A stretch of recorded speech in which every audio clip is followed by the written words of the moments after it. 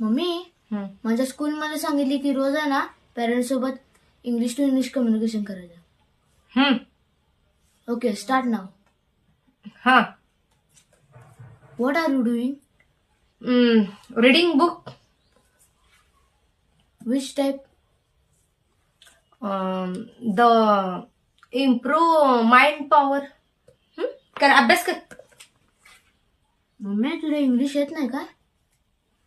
माझे अब्रू काढतोयस? येतंय तसं इंग्लिश?